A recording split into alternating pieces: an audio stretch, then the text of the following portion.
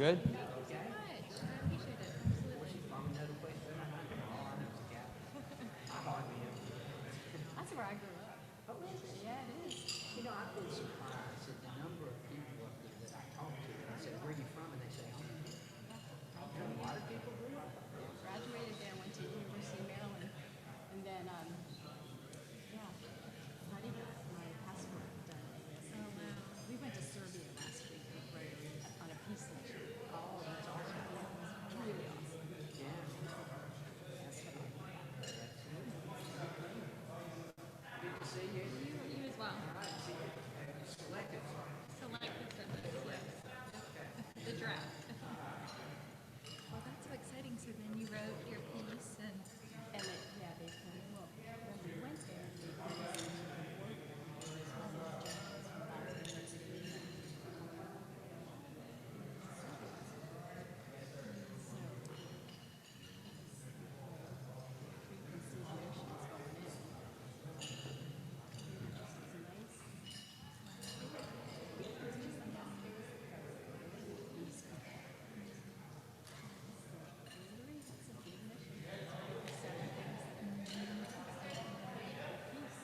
yes, absolutely.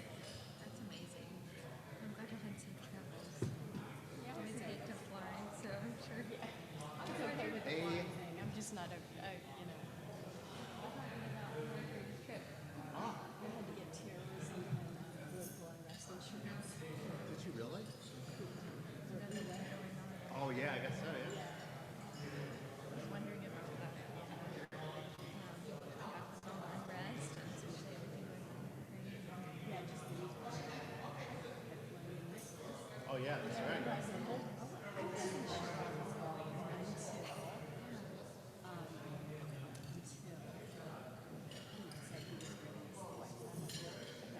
Exactly. Yeah. I'm going. I hear you. I'm going. I'm glad that you all are back safe. Minus, Bill. How's Bill doing? He's doing fine. He said, I've gotten so much attention, I feel terrible. So, well, Where did Dad tell you I'm pregnant? no. Yes. Congratulations. I'm 5 months. Oh wow. Yes. Yeah. A little boy. So I love it. Peter John, after my dad. Yeah. Strong Catholic. I was very, very, very sick for about 15 weeks. Okay, good. Good. But now I feel a lot better.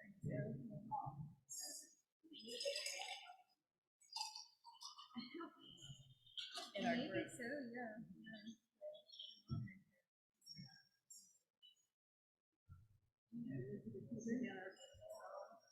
I'll forever be grateful to you and Diana for I know it's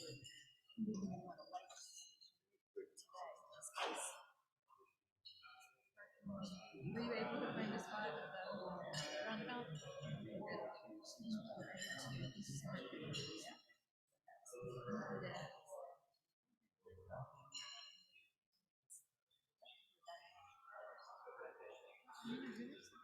Oh, you mean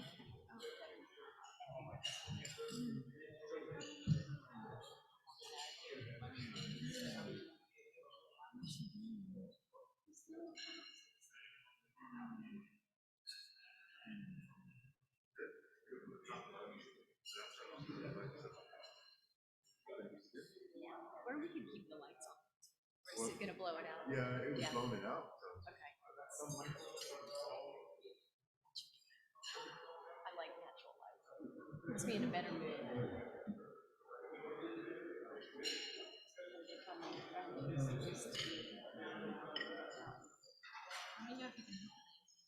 That, my friend, is an appropriate reaction. Hey Sam. Good to see you again. There we are. Good. Hey Sam. I've been calling him all morning. Yes.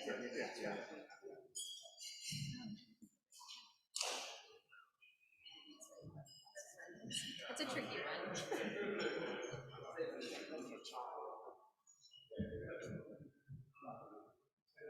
So they're gonna text Hey, how are you? I'm well. How Yeah? are you today? I'm good. You look so happy and smiling. Yes. You look like a person who's very nice. So, yes. Your smile's a little too broad. Okay. It's a good feeling. And then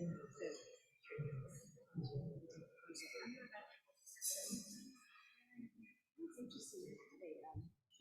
District governor said lay low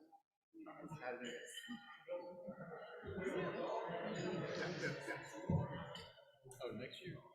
Yeah, that's totally. I wouldn't. Exactly. Oh, very much so. Oh, very much so.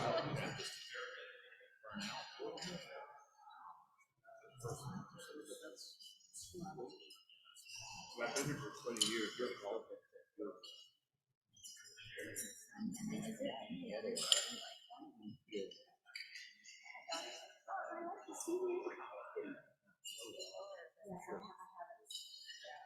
I wouldn't.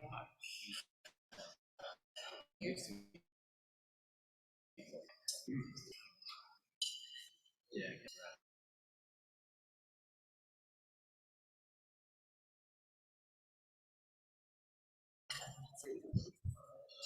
Nice.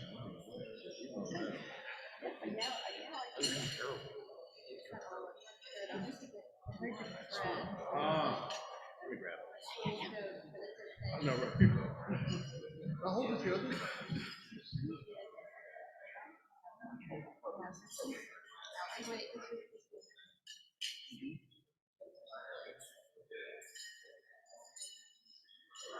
We're still spoiled.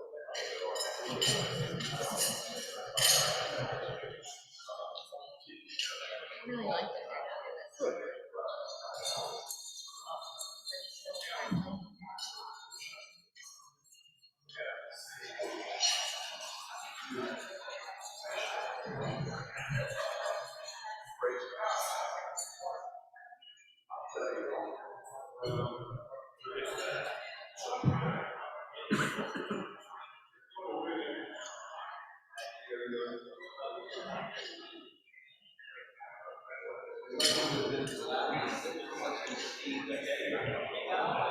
Turn out all these things.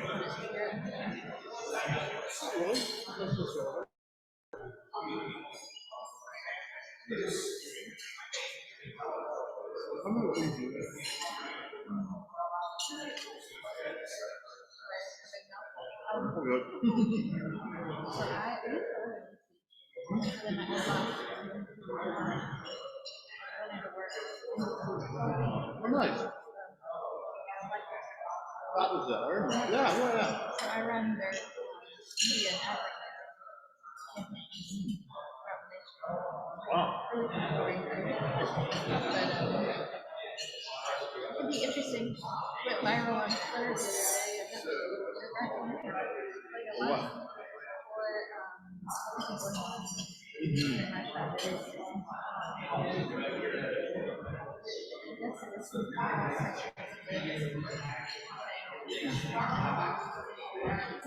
Oh no.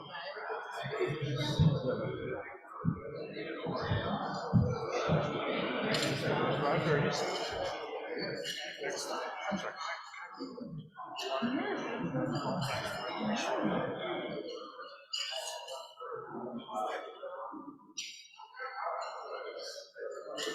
I heard she was over everything. Oh my god. When we were doing Clubhouse, it was excellent.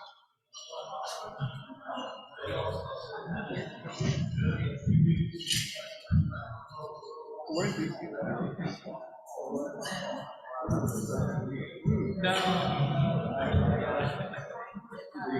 That's really something. Virginia or Maryland? Oh, no, I know. Well, DC is ridiculous.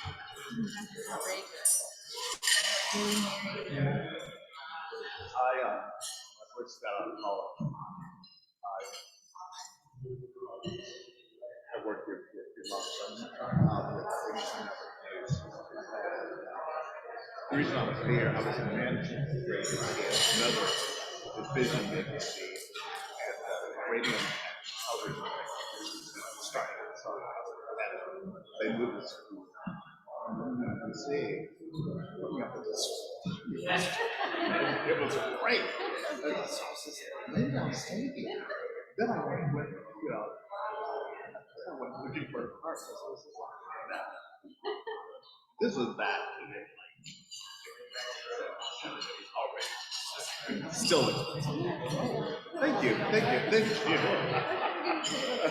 No.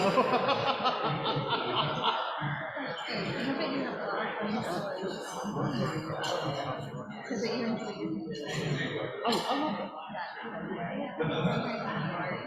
Yeah. I would see you.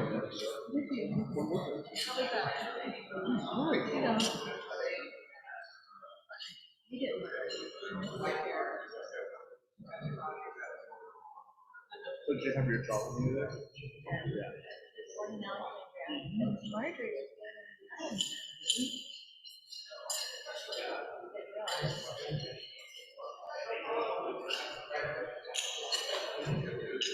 Actually, we went to grad school.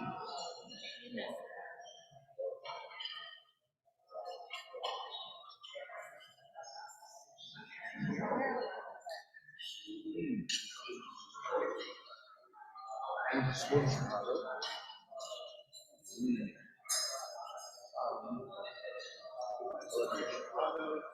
New Jersey,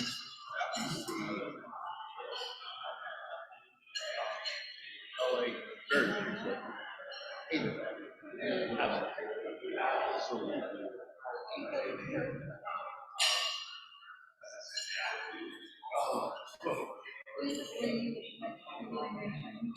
Yeah, yeah.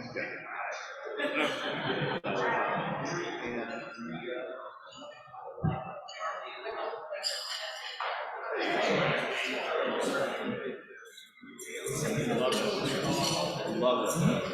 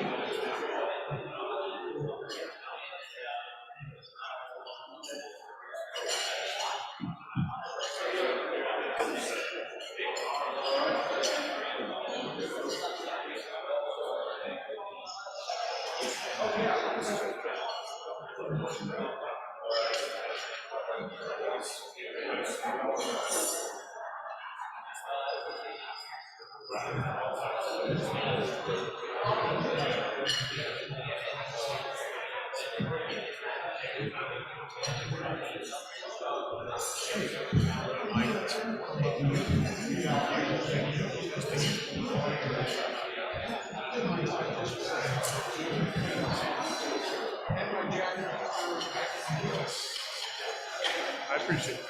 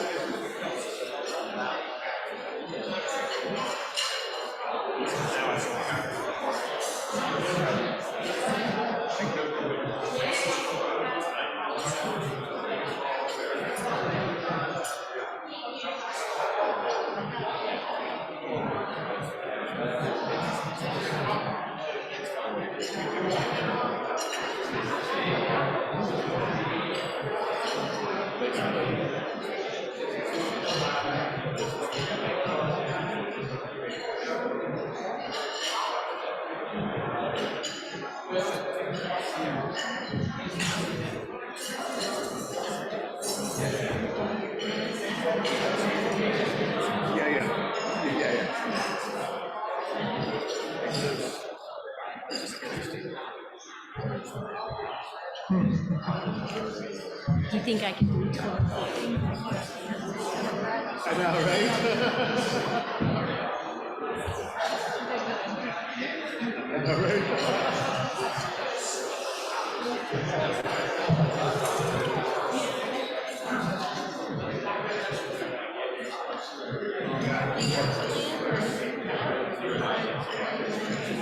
Oh yeah, we got time.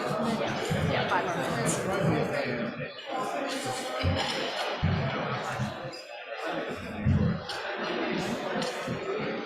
My friend is in Windsor. Yeah, one of my good friends. Yeah. I had to get up here to see him.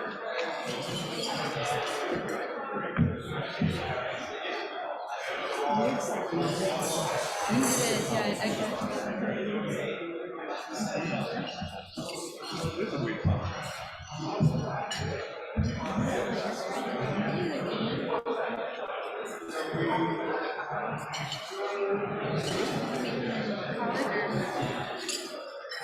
We performed together years ago.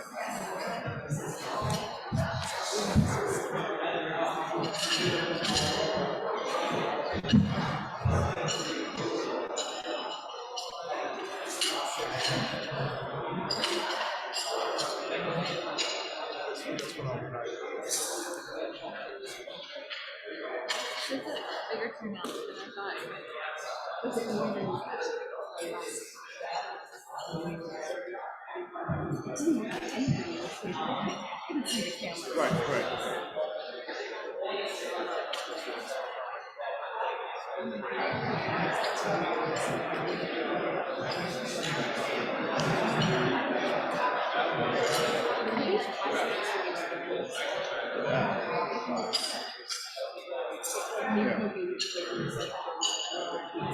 Wow.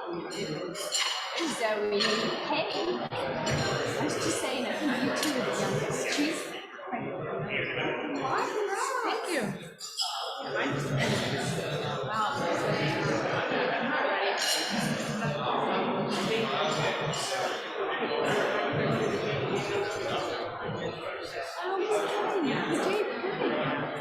Did that just happen? Yeah, literally once. Rotary.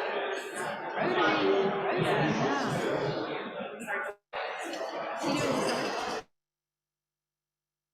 He's not doing this work yet. Oh, yeah? Yeah, he's not working. He's on work yet. Exactly right there.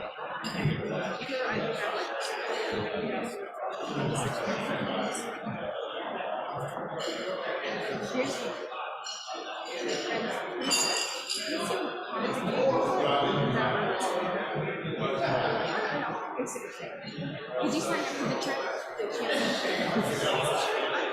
On June 15th, we're going from DeSoto to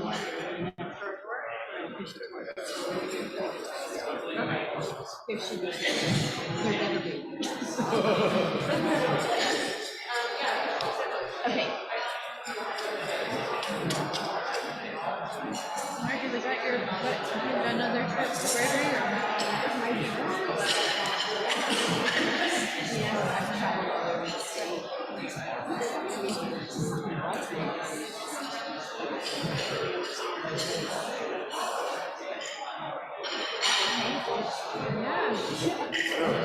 One's not paying for it. It's a network.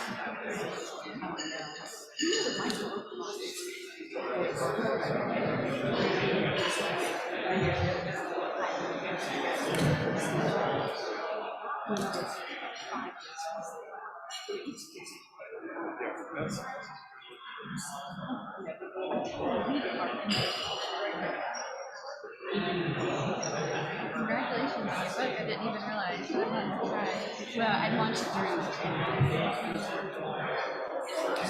what's it called? Reputation Weekends. Okay. Great. I wanted it I can get it on Amazon? Yeah. And they did under $10. Oh, that's great. I hand them out when I have them. That's great. Well, I'll definitely try it.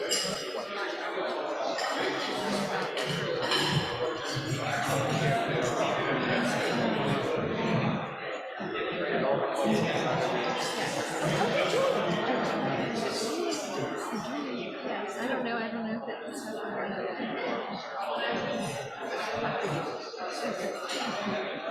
I know, right? How much did you raise? Of course you did. No way. Are you kidding? How much did you raise?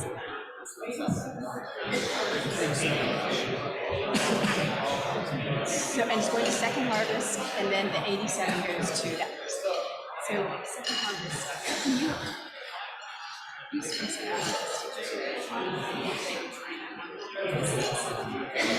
Can you give that this to Captain? Captain, yeah.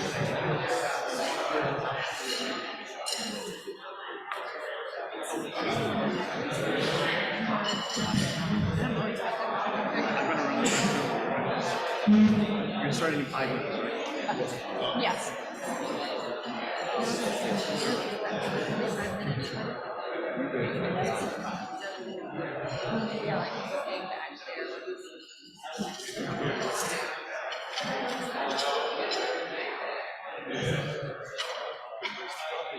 Get back to Arlington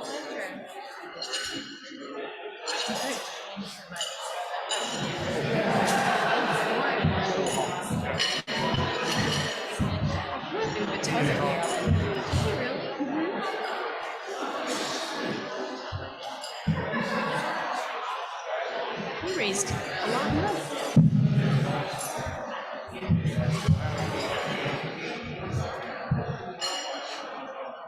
Am I drawing, Margaret? Am I drawing? You will be, yes.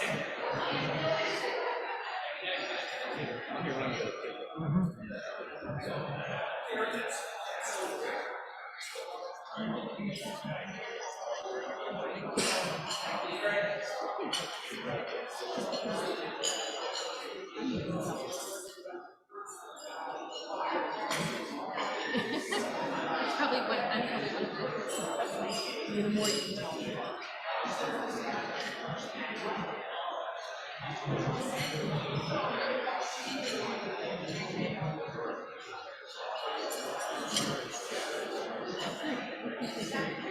So far. Huh? And I won't either, and I won't either. Can you just hold on to it next week? I'm fine with it. Can you get that to Captain? Captain. Because Robert's not here either.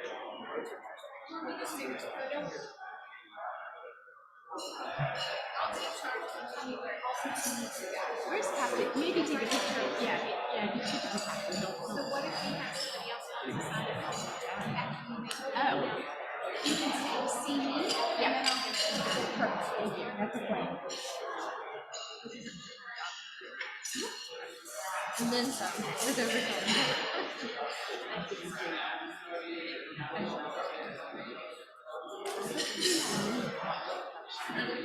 Remember.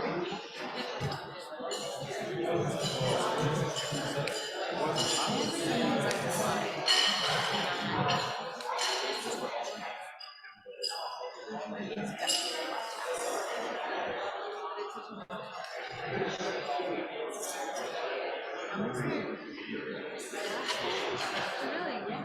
A big glass of wine. Edwin and Jesus.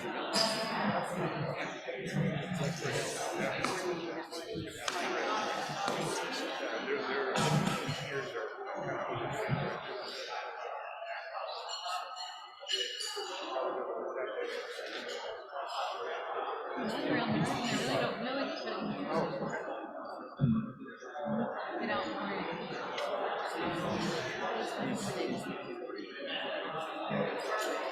Oh God! I hope you're. I was hoping you were going to say, "No, and it is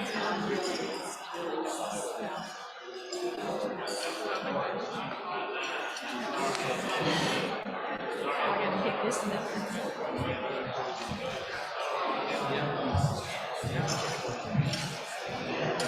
Showtime. 12:40. You ready?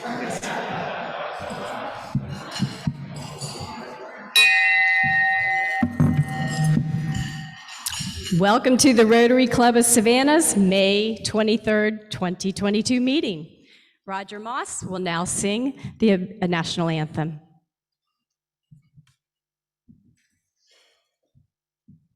No, you do not have to look at the screens today.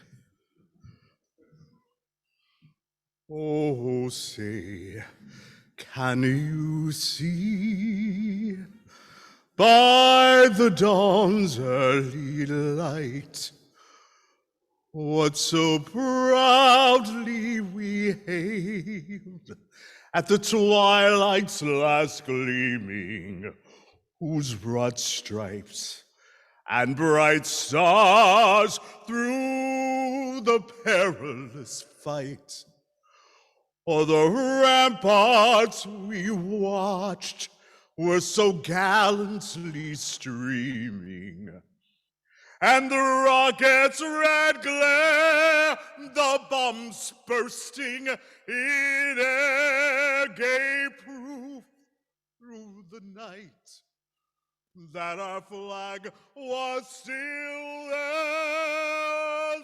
Say, does that star-spangled banner yet wave o'er the land of the free and the home of the brave?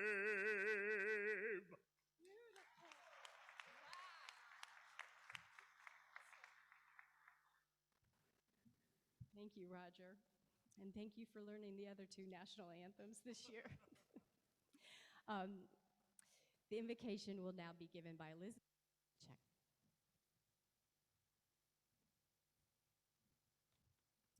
If you all could please bow your heads. Dear Lord, on this Memorial Day, we bow our heads and our hearts to you, that we may remember those who bravely served our country, and as a result of their sacrifice, were called home by you. We can never be grateful enough for the sacrifices they made, and we are humbled by their willingness to put their own lives aside for the benefit of ours. We ask you to bless everyone gathered here today and grant us the strength to rise to the challenges of our time and meet them in full faith that you will always be with us. May we glorify you in all that we do, today and every day. Amen. Please be seated. Oh, the Pledge of Allegiance. I pledge allegiance of the United States of America and to the republic for which it stands, one nation, under God, indivisible, with liberty and justice for all. Please be seated now. Terry O'Neill will come up and introduce our visiting Rotarians and guests.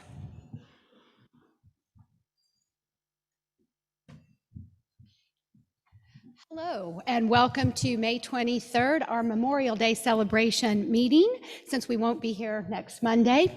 I'm delighted to fill in for our current President Secretary, Rabbi Haas. Clearly, I am not a rabbi, and I'm very self-aware, as Bill Kelso said, that I'm also not a comedian, but I do have the mic, so a couple of shout-outs. My colleague, Barry Lawless, is not here today. He is the CEO of Savannah Classical Academy Public Charter School, and he is preparing for our third graduating class, which will take place this Thursday. So kudos to all of our students and our staff and faculty at Savannah Classical Academy.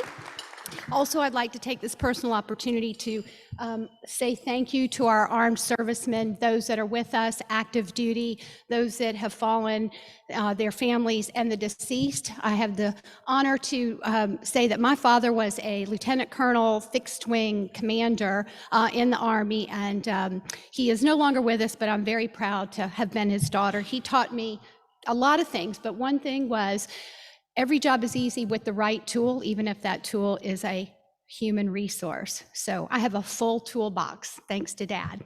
Let me go on now to welcome our guest. Congressman Buddy Carter is here, guest of Trey Thomas.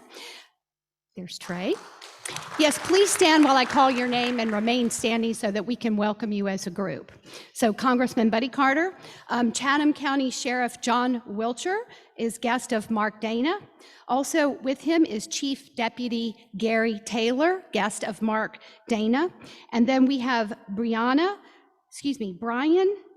Parker Road and Audrey Sykes. They just moved to Savannah from Northern Virginia, and they are school friends and guests of President Marjorie Taylor, so welcome.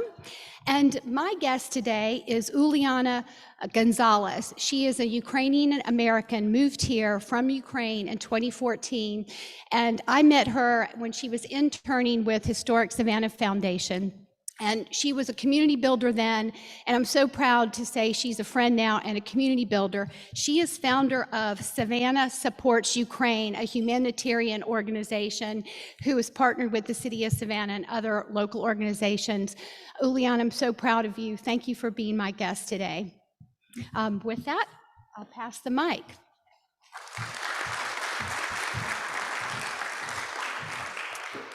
I also want to welcome everybody on Zoom. I just found out we're not going to be doing Zoom when President-elect Tripp takes over on June 13th. So how many do we have today? 17. Okay, y'all need to be coming back to Rotary. Very good. And Brian and Audrey, I'm so excited that you guys are down here. We'll have to have a Wooten High School reunion or something. Okay, I'd now like to ask Kyle Redner to the podium to present a check.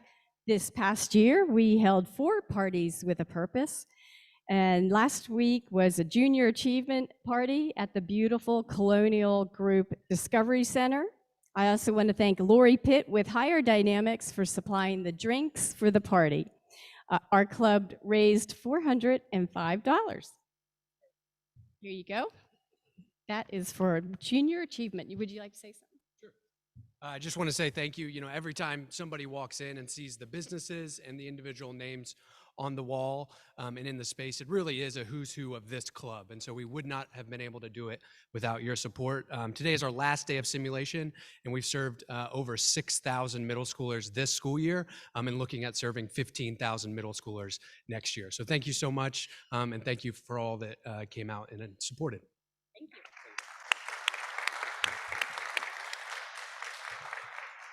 I'd now like to have Mark Dana come to the podium and introduce our newest member.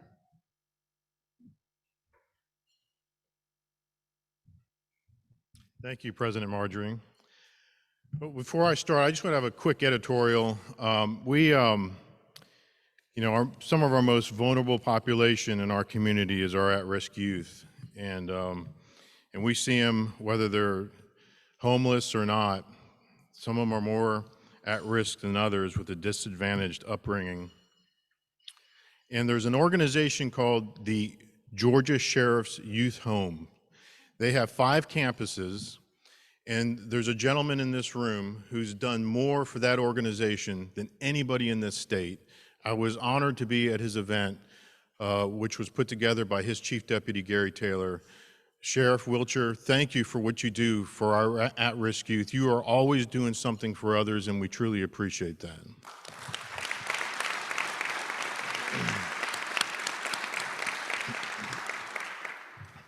So, in introducing Michael, I just want to tell a little story, and it's relevant to all of this.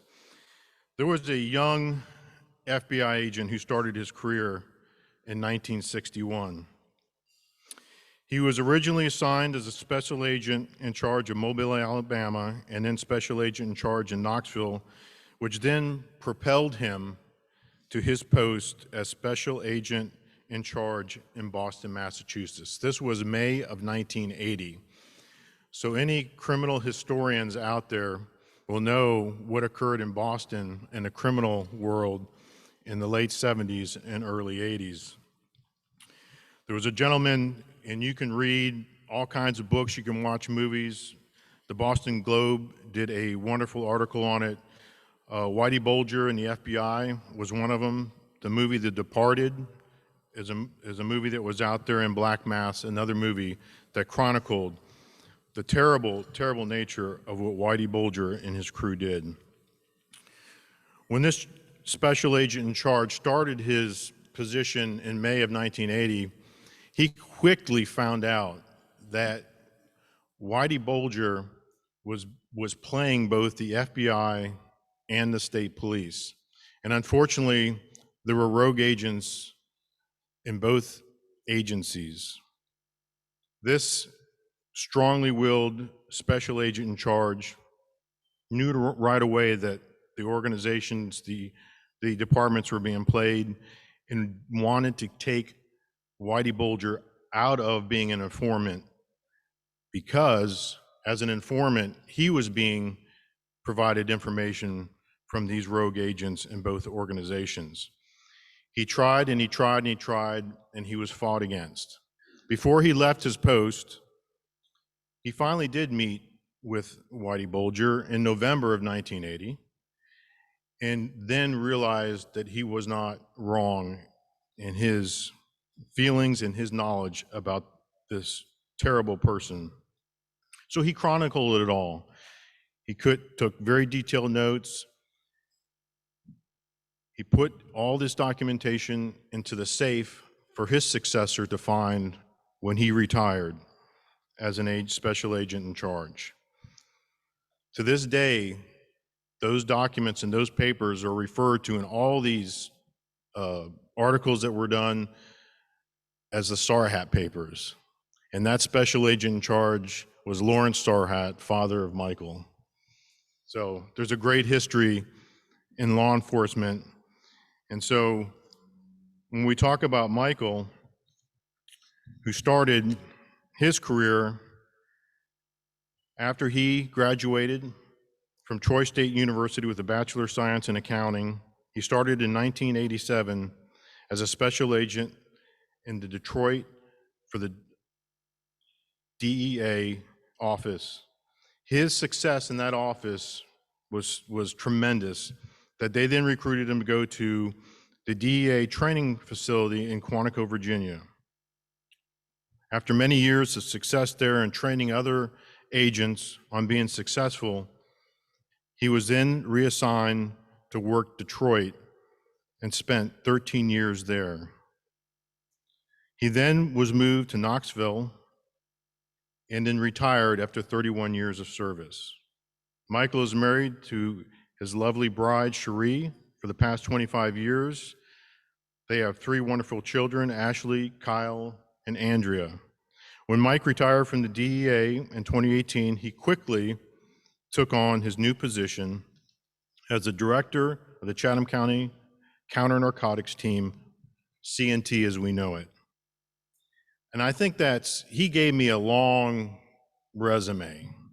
He's done a lot more than I just outlined here. That's who he is. Why is he here? Who brought him here? And I think the most important reason why he's here is to really do everything he can to put as much knowledge out there about fentanyl. Fentanyl is one of the leading killers among our children in this country. He hopefully will be able to address this body and in this Rotary and talk more about it someday. So I won't get into a lot of his subject matter, other than to say that of all the controlled substances that are out there, including marijuana, fentanyl is in it. And I'm sure everybody in this room knows somebody who takes drugs casually, recreationally, knowing that fentanyl may be a part of those drugs is a death sentence. And so we're honored that you're going to be a part of this organization, Michael. I'm very pleased to know you as a friend, and I'd like to welcome you to Rotary. Come on up, Michael. We have a red badge for you. Come on up. That we ask you to wear for 6 months and get involved in one of the committees. I know President-elect Tripp is going to be looking for volunteers. I'd like to read the Rotary mission statement. Together we see a world where people unite and take action to create lasting change across the globe, in our communities, and in ourselves. So basically, we are problem solvers. Here you go. Let's please stand and welcome Mike Charrot to the Rotary Club of Savannah.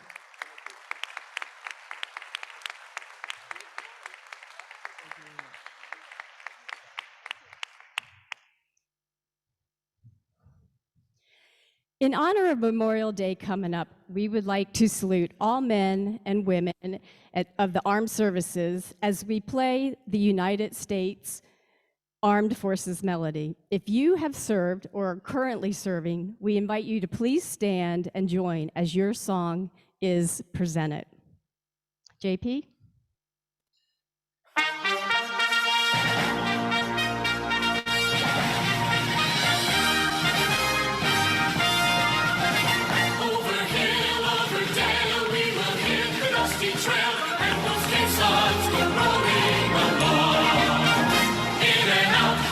Shout, counter marching all about, and those caissons go rolling along. For it's high, high in the field artillery. Count out your numbers, long and strong. 2, 3, 4, 1, 2, 3. And wherever you go, you will always know that those caissons go rolling along.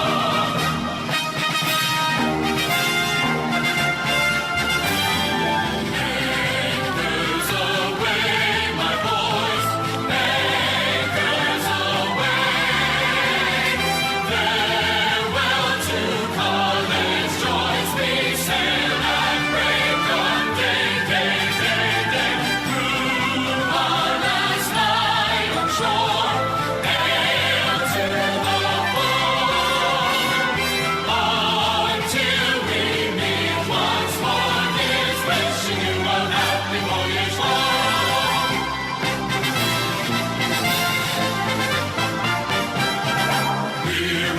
ready for the call.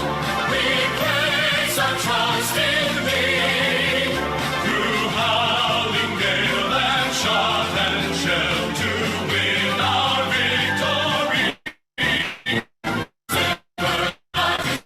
Is our guide, our pledge, our motto true.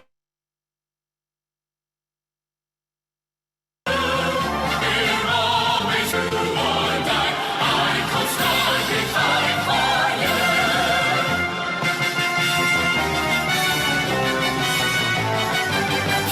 Off we go into the wild blue yonder, climbing high into the sun. Here they come, soon to lead our thunder. And boys, give her the gun. And we dive, starting a flame from under, off with one terrible roar. We live in faith, or go down in flame, for nothing can stop the U.S. Air Force.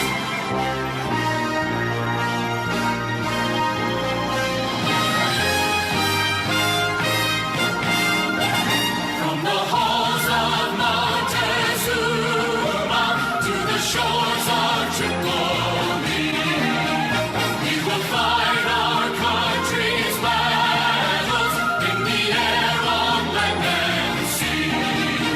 First we fight for right and freedom, and to keep our honor free. We are proud to claim the title of United States Marines. Army, Navy, Coast Guard, and Force, the United States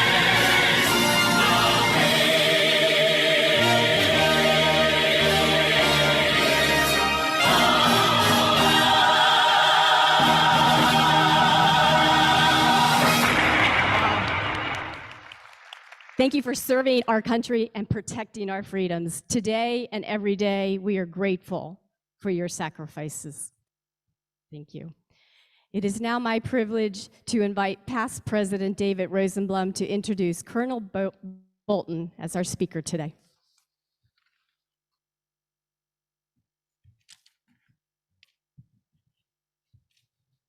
So a couple things before I get started. That was actually the field artillery song for all of you in the Army. It's very similar to the Army song, but it's not quite, and I should have corrected you on Veterans Day.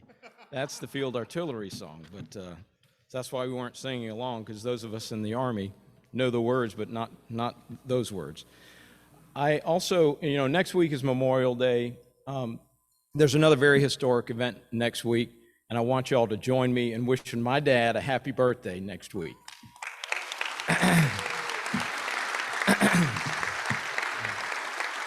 I'm not gonna tell you how old he is, but he's probably the only Korean War veteran here. So you do the math. So happy birthday, Dad. Rather than just read our speaker's bio and describe his assignments and all his awards and honors, I'd rather just kind of tell you what I've learned about Steve Bolton by sitting with him at the same table for the last couple of years. Up front, I knew Steve and I had an interesting kinship when I learned we were actually born in the same hospital at Fort Belvoir, Virginia. Granted, it was a few years apart, but we were in the same hospital. I don't think anybody else in this club can share that. Now, once you learn more about Steve, I think you're going to agree that we truly have a great American in our midst. He's not your typical garrison commander that we've had at Hunter. He's the son of two classical music teachers, and he found himself after high school at the University of Kansas thinking he would follow in his parents' footsteps because he was a classical musician himself. His instrument was the French horn, or still is the French horn. Instead, Steve became intrigued by what the U.S. Army had to offer, and he enlisted in the Army Reserves in his second year of college. He became further intrigued by the Army's Special Forces, so he left college and he trained to become one of the most elite soldiers the Army has, and as a Special Forces non-commissioned officer, but also as a medic in those same forces.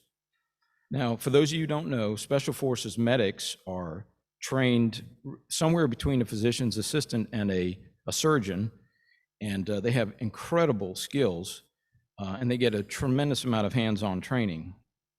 Not only do they save lives, but they serve as frontline ambassadors representing our military and our country. And I can think of no one better to serve in that role than Steve Bolton. Steve has had several combat tours. He rose to the rank of Sergeant First Class, which is an E7 and a very senior non-commissioned officer, when he was offered a slot to attend Officer Candidate School. He went to OCS, he became an officer, and continued his rise in the Army and in the Special Forces ranks.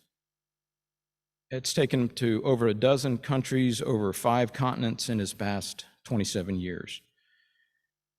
There really are very, very few people who can claim the honor of advancing from E1 to E7 in the Army, and from O1, which is a second lieutenant, to an O5, which I trust will soon be O6, which is a full colonel. He's simply had an amazing career. Now, as a garrison commander at Hunter, he's more or less the mayor of a community of some 13,000 service members, civilians, and their families. Now, sadly for us, Steve and his wife, Brooke, and their 3 children are going to be leaving us next month and moving on, actually going back to his roots in Kansas at Fort Leavenworth. But I trust he'll remember his time fondly in Savannah, as I know we certainly will. Please join me in welcoming Lieutenant Colonel Steve Bolton.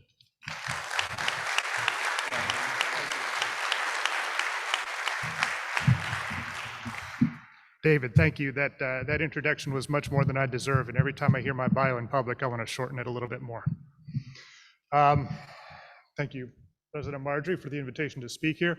Roger, that rendition of our national anthem was so stirring, and it just makes me want to wake up and do great things for my country, as I have every day.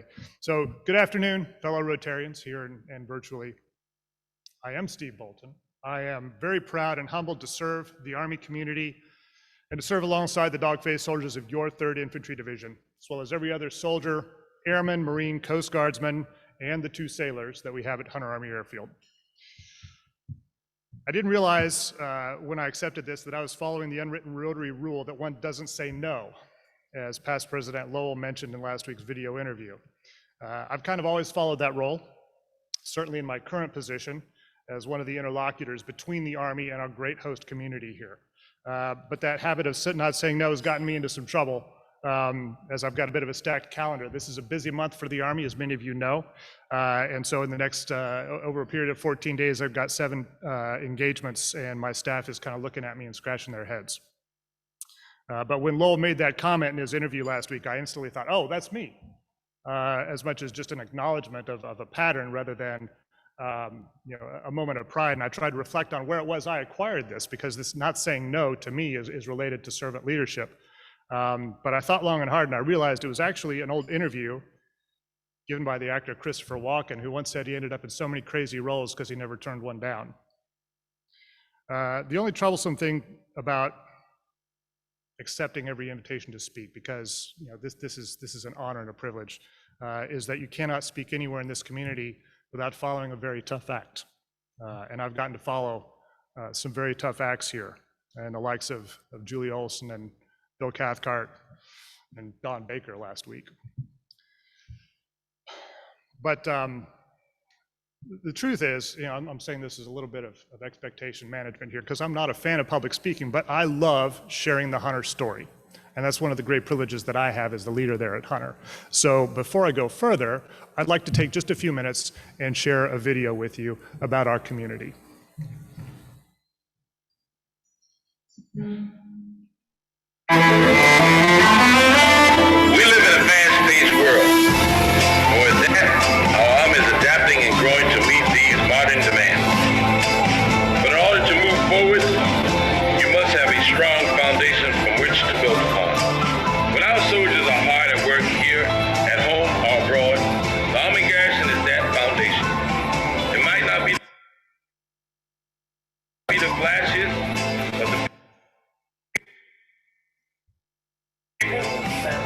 infrastructure, and missions that represent the Army Garrison are there for our soldiers. We are there for their families, and we're always there weathering the storm along with our community. From the murky waters, life can be renewed. Through the harnessing of electricity comes unlimited possibilities. And through each other, we build community. A community of faith, tradition, family, and most importantly, warriors. No matter where we are from or what experiences we've had, we all converge right here at the Army Garrison. One team, one fight, Army Garrison here to support. Thank you. So that was a brief snapshot of our community at Hunter Army Field. Narrated by our Director of Religious Education, Mr. Charles Archer, who was entirely filmed, edited, produced by our Public Affairs Officer, Mr. Dan Malta, who is so incredible at his job that just last month he was awarded the Army-wide Videographer of the Year. And that is the kind of civilian talent that we have in our garrison there at Hunter. And no, Larry,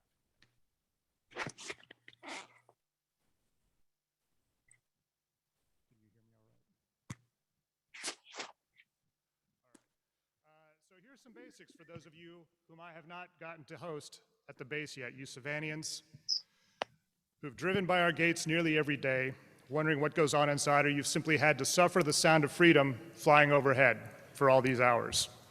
Hunter Army Airfield occupies 5,500 acres and the high ground in the heart of Savannah and Chatham County. We've got a daily working population of more than 6,000 service members and civilians. We serve a wider community of some 7,500 family members and more than 9,000 retirees. Hunter's had a military connection off since 1940 and continuously since 1974. And some of you know this history intimately. Our namesake was a true son of Savannah, a World War I ace pilot, a World War II commanding general of the mighty 8th Air Force Fighter Command. Major General Frank O'Driscoll Hunter was born into privilege here in Savannah as the son of a doctor, but he had the bravado of a fighter pilot from an early age. In fact, you might say he had a parochial school upbringing, but a reform school attitude. His excellent legacy of flight lives on in the pilots who depart from our tarmac today. But what is it that a garrison does? What is the garrison itself? It's not all about the Army units that you traditionally think of when you think about the purpose of a nation's military to go off and fight and win the nation's wars. Rather, the garrison comprises the people, the infrastructure, and the services that enable all of those units to train and be ready, and then to deploy wherever they're directed. The garrison also promotes the well-being and the resilience of our Army communities. We do this by serving our soldiers and their families, our Army civilians and retirees, and our veterans. These two components, one for the warfighting units, the other for our people, form our mission. Now, to accomplish that mission, we're organized in a manner very similar to a city, and you alluded to me being sort of a mayor, but I think that's pretty generous. We are formed much like a city, but we have a number of additional services that might normally be privatized in some communities, like childcare, grocers, shopping, recreation. But all of our core directorates and agencies would look very familiar to any mayor or city manager, from our directorates of public works and resource management to the emergency services and law enforcement.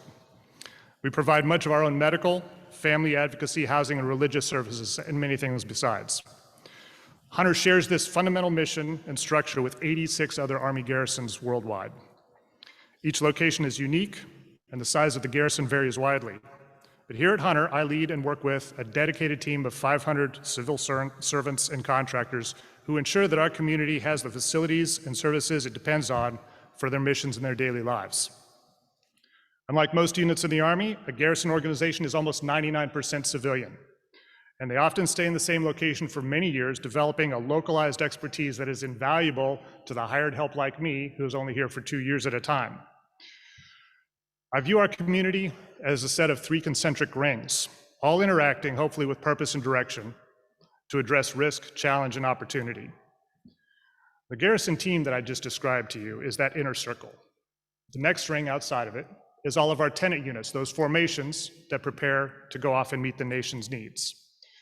The units that reside on our base rely on the garrison to train, make ready, and deploy. and we have 20 of them that are on Hunter. From our largest, the 3rd Combat Aviation Brigade with its 158 helicopters and more than 2,000 soldiers, to our smallest, the Criminal Investigations Detachment. We have 2 great Special Operations teammates in the 1st Imperial Ranger Battalion, not its official title, and the famous black helicopters of our 3rd Battalion, 160th Special Operations Aviation Regiment. Hunter is an Army airfield, but feels very much like a joint base in all but name. And joint refers to multiple military services we're all working together. And at Hunter, we have active duty Air Force and Coast Guard. We have Marine Corps Reserves. We host battalion-size elements of the Georgia National Guard and Air National Guard. Our training facilities and our runway, the largest military runway east of the Mississippi, play host to flight units from all over the country.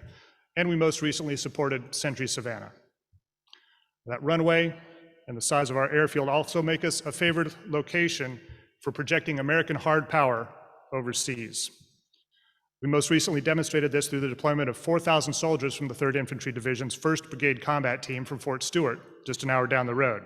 That effort required 52 military and contract commercial flights in a little bit over 2 weeks. We ran nearly round-the-clock operations throughout that stretch, both the soldiers of the division and the civilians of the garrison working side by side. Consider that this unit deployed only its personnel. They didn't have to deploy its armor because they fell on pre-positioned stock that were already in Europe. But had they done that, then the division, when it takes its heavy equipment, also adds in rail operations and ties in with the ports of Savannah and Charleston in order to make that movement overseas possible. That is a truly Herculean feat that our civilians and our soldiers are able to accomplish. Another part of that second ring that we serve is the individual, going back to our twofold mission. So we provide a full range of services to include childcare and education, fitness, and behavioral health classes. We house around 670 families on the base. We have 1,300 single soldiers that live in our barracks. But by design, and this is all military bases, by design, about 70% of our population live in the local community. They buy houses and they rent out among the city that hosts us. Our Army children make up about 5% of Savannah's public and private schools. Connecting all of this with that third ring is not an explicit part of our mission, but rather it's what we call an implied task. It is essential. And that third ring is our host community. That ring that sits outside our fence line, consisting of the schools and the housing communities I just mentioned, but also the municipalities that we impact, the essential services on whose support we must occasionally rely, and the civil society and the benevolent organizations, much like the Rotary, whose support is incredibly helpful in sharing awareness and creating goodwill. Much is made of the nearly $5 billion in economic impact that the military brings into coastal Georgia, along with 10,000 localized jobs. But the relationship that extends between the on and off post teammates is anything but unidirectional. It is instead one of significant mutual benefit, I believe. As I have said many times before, in all my career, nowhere have I seen a host city have such love for its Army neighbors as I have here in Savannah. And it's a good thing that you all don't have a basis for comparison. There are a couple of other things that I want to talk about besides the Hunter story. I'm going to give a little bit of an update about what's going on out at Fort Stewart and where their priorities are, what they're working on. And then I'll offer a few comments about the upcoming Memorial Day. So the 3rd Division's priorities right now under General Costanza are people readiness and modernization. And this is nested and in line with the leadership, the Army leadership, the Secretary, the Chief of Staff of the Army. I've already talked a little bit about people through the garrison lens, so I'll move on to the other two. And I'd like to address readiness through an infrastructure lens. Congressman, did you bring your earmuffs? All right. I think most of you know how aged is much of the infrastructure at Hunter and Fort Stewart. Again, some of you are intimately aware of this. These facilities, you might even know them when they were brand new. But our focus right now and for the next decade and a half is twofold. First is quality of life for single soldiers living on Fort Stewart, where most of the 2,300 barracks rooms, which are essentially dormitories, are in buildings that date back to the 1970s and 80s. Second is also a quality of life issue in the workplace for our air crews at Hunter, most of whom are working in hangars that date back to the 1940s and 50s. So over the next decade and a half, the Army plan calls for 29 multi-story barracks buildings at Fort Stewart to be remodeled completely, creating a new standard of living for our soldiers. Here at Hunter, we have 13 legacy hangars, and these are going to be replaced by 7 brand new military construction hangars, one of which is already away, for a total of about $370 million worth of construction investment. I'm also very happy to say that we are confirmed now for a $45 million facelift to our runway and our tarmac over the next year, which further assures the utility and the service of the airfield to our tenants and the Joint Force. Modernization is another major line of effort for the division. Our division's been selected by the Army several years ago to be the first to receive and test 8 new combat platforms. Improved combat platforms, some of them being upgrades to existing items, and then 3 that are brand new. So if airborne and special operations are the tip of the spear, the Rock of the Marne division is surely the heavy hammer that follows. Much of this modernization integrates new technology into these existing platforms, like the Abrams tank or the Bradley fighting vehicle. At Hunter, our 3rd Squadron, 17th Cavalry, was the first in the Army to receive the very latest model of the Apache helicopter. You've probably heard it over your houses from time to time. There are also some brand new systems that are coming out as a part of modernization, including 2 brand new tactical troop carriers to replace the old M113 and some types of Humvees. And there's also a new tactical bridging system that is essential for successful water crossings in combat. Bottom line, by next year, the 3rd Infantry Division will be the most modern and lethal division in the US military. Now, many of you I know are probably eager for news about our forces deployed to Europe and some comment on the war in Ukraine. You're not going to get that. But for the latter, I'll only say that if you've been following the reports of some of the recent combats between Ukrainian forces and Russians, you may quickly understand just how important it is to have that proficient bridging capability. As to the former, I mentioned earlier the March deployment of some 4,000 soldiers from the division to locations in Poland and Germany and elsewhere, where they joined 5,000 soldiers sent from Fort Bragg from the 18th Airborne Corps and the 82nd Division. And they immediately got down to the business of training and integrating with our NATO allies to deter aggression against the alliance. Now again, this is a busy time of year when it comes to military honors. We're coming to the close of Military Appreciation Month. We're only a couple of days past Armed Forces Day. And we're a week now from Memorial Day, honoring those who died while they were in service. Next month, the Army celebrates its 247th birthday on Flag Day. So I do want to take a moment just to talk about specifically the power of Memorial Day and something you might reflect on over the weekend. All around our nation this weekend, everywhere that we have Americans serving overseas, communities will come together in different ways to observe this Memorial Day. There will be somber ceremonies and honors and moments of silence. There will be cookouts, softball games. There will be a lot of speeches that all echo similar lines. Many Americans will visit one of our national cemeteries. This is the practice that actually first began this holiday when it was known as Decoration Day.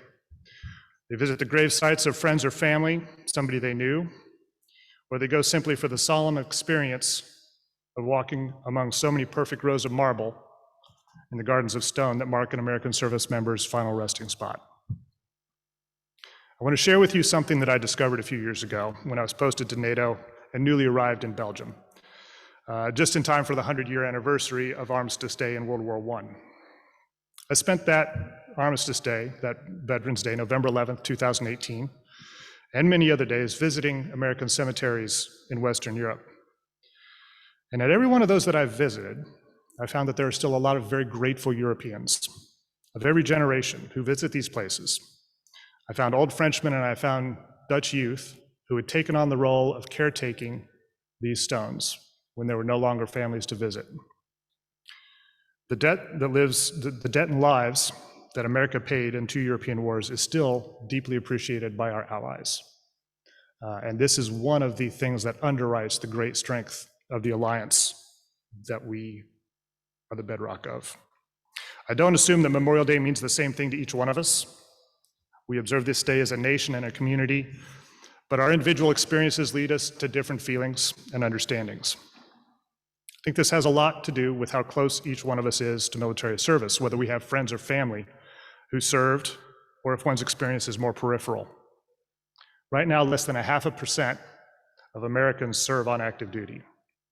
When we factor in the National Guard and the reserves, the number is only a little bit more than 1% of all Americans. So fewer and fewer Americans know somebody who is serving today. Now, you all know me, so you're covered. 40 years ago, 1 in 5 Americans was a veteran. Today, that number is fewer than 1 in 10. Not all of us know somebody in military service, but that is okay. I'm actually a lot more interested in speaking with those who don't have the connection, because it gives me the opportunity to share a story, to communicate with somebody who has no context for what the day means, for a day that is fundamentally about the ultimate expression of service above self. I want to close with a brief note of gratitude. As David mentioned, on the 29th of July, I'll hand over the reins, or at least the tether. This is the command cell phone. It never leaves the side, it's the tether. I'll hand over the reins to the next commander, and after that I head to Eastern Kansas, where I'll be the Director of Special Operations Education at our Command and General Staff College. This is sort of a graduate school for our mid-career officers. Of all the things I'm going to miss about my experiences here in Savannah, my time in Rotary and groups like it are among the very top items. So my inclusion in this Rotary group has been a privileged experience, because it's been an education on aspects of community leadership and empathy and collaboration and prosperity and resilience that's unique from anything I've encountered before. Service above self is something I am very familiar with, and I'm an observant believer in it.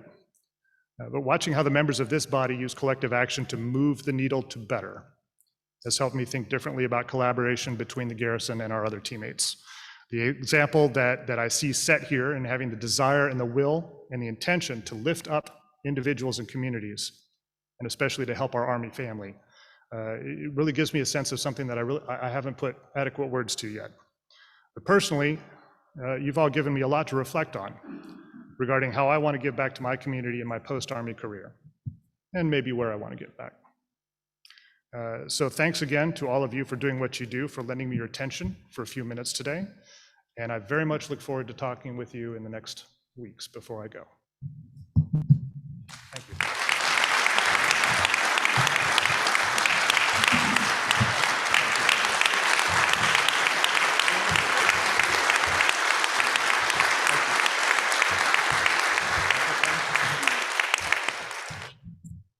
We have a certificate of appreciation for you, and it reads, Lieutenant Colonel Stephen R. Bolton, in appreciation for his leadership as the Garrison Commander of Hunter Army Airfield, for his effective command of 5,000 men and women on the base who defend this nation against harm, for his service as a Special Forces member and an officer in the NATO Special Operations Headquarters at Shape, Belgium, and for the way he has represented the Army with distinction within the Rotary Club of Savannah and within the larger community. We thank you for your service.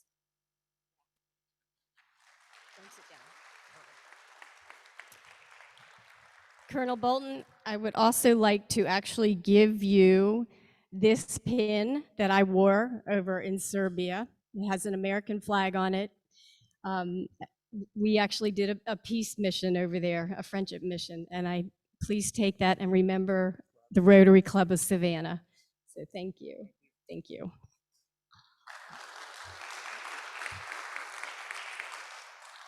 Okay, we've got a raffle that Julie Olson said, this is you hit $87, right? I think it's today, very good. Okay, Colonel Bolton, we're gonna have you pull a raffle ticket. Yeah. All right. Okay, last 4 numbers are 1983. 1983. 1983, 676-1983. Really? Okay. They got it? Very good. Very good. Okay, Somebody got it, right? Okay. Oh, thank you. All right, we've got lots of announcements. Hang tight. Congratulations to President-elect Tripp. He's been very busy working on the Hyundai deal at a $5.5 billion investment in this area. It's expected to bring 8,100 jobs. It's really a huge win, and now we know why you've been so busy. So anyhow. 2, we do not meet next week because of Memorial Day. And then the following week, President-elect Eddie will run the meeting because I will be at the Rotary International Conference in Houston, Texas. So number 3, on June 13th is the day of the transition meeting. We have a celebration ride scheduled on the CAT electric bus that will take us over to the End Market Arena for a short tour and then back to the DeSoto. The bus will leave in front of the DeSoto at 2 p.m. I'm hoping there's champagne involved. I'm just saying. Okay. And I want to thank the CEO, Faye DeMassimo, for CAT Transit and for Monty Jones for making this available. And there's only 35 seats available, and the sign-up is right here. Terry will handle it. Yeah, thank you. Okay. I have so many more thank yous, but I think I'm just going to wait until the 13th because it's too long. So we're just going to have to do that. And so I'm just going to end it the way I normally end it. And did you know that astronaut Neil Armstrong was a Rotarian? Please come up to the podium and welcome our new members and our speaker, and please make sure to welcome Brian and Audrey to Savannah, Georgia. Meeting adjourned.